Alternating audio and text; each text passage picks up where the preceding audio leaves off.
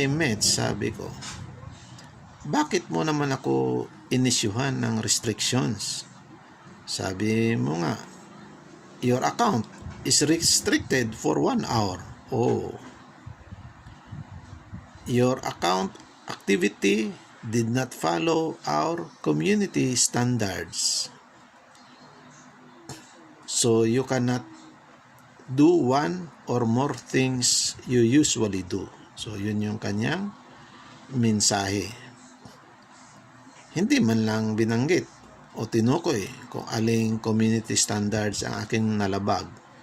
Sa bagay, dahil ako naman yung lumabag, so hindi niya karapatang sabihin siguro sa akin, kundi aking dapat na alamin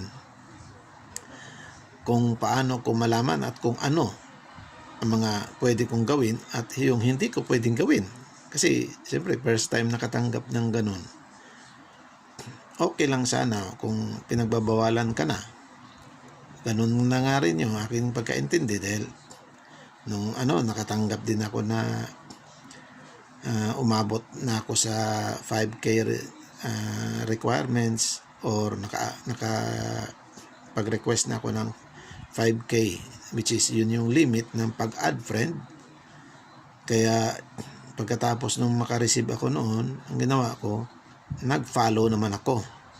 Yun nga, bigla nga akong nagkaroon ng ng 1 hour restriction.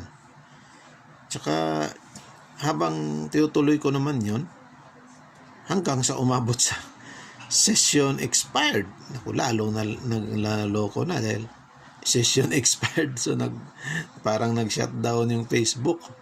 So tapos nag-antay ako na bumalik. Inalam ko rin ano yung mga dahilan. Marami din namang dahilan pala, pero karamihan or kadalasan na para masabi ko na kung ano sa sitwasyon ko dahil nandoon kasi ako sa tindahan.